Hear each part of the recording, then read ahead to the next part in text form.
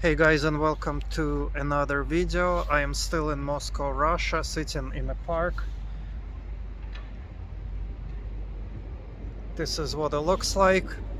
So what I wanted to talk about, anyway, let me talk firstly a little bit about my life, and then I'll talk about the stock market. So my life has been pretty good. I'm now living in a different place than I was. I like this place a lot more. It's closer to the center of the city, and I'm getting to experience a living in the center of a city, which I never really experienced in my life. I mean, I've lived in Boston before, but this is sort of like New York, only way cleaner, no homeless people and no crime. That's Eastern Europe for you. So, but anyway, what I wanted to talk about was the stock market, and I know I've made a couple of videos about it, and I hope some of you are investing in the stock market, but it's been behaving insanely.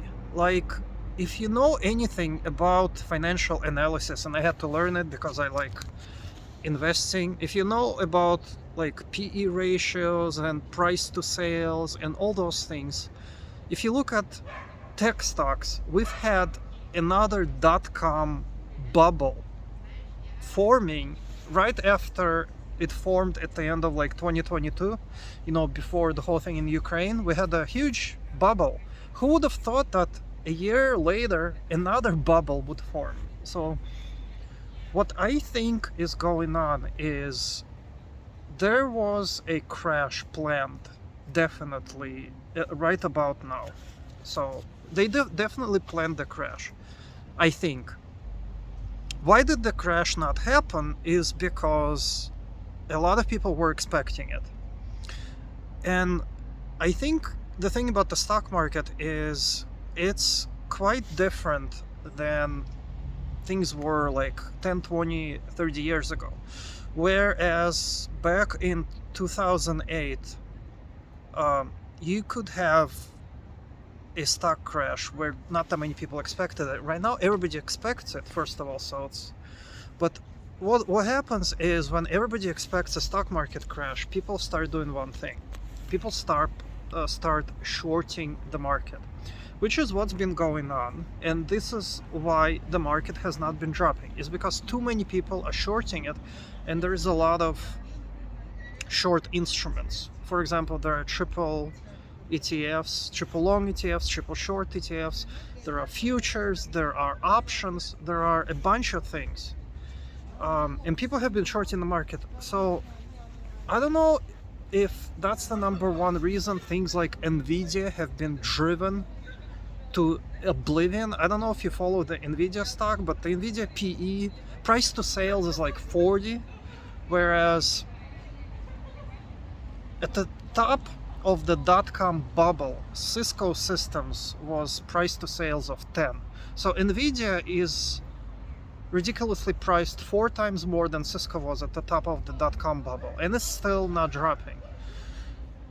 Also Tesla and all that, we've reached some kind of permanent bubble status where fundamentals don't matter anymore. If you also look at an indicator called the Buffett indicator, which is stock market to GDP, right? Just Google it and you'll see that the indicator has been off the charts for the last like 20 years. Buffett himself said that if the stock market to GDP indicator is like more than 100, we are overbought, overpriced, due for a correction. And we've been due for a correction forever, and the market is still not dropping. It's like Bitcoin at this point where nothing really matters. What do I think is going to happen to the stock market? I think it's going to keep going up until people stop shorting it, which is probably going to be at the end of this year. I mean, I'm going to make a video about it because there's a certain indicator that I watch for the shorts. But it's just an absolute crazy market. Actually, one advice I would give is you can invest in an ETF called SCHD, which is the one I use. It's dividend small cap, and that one has fundamentals which are still not too bad. If we look at S&P 500 and if we look at the Nasdaq 100, the numbers don't make sense. I don't know what's gonna happen, but it's gonna crash at some point, I think.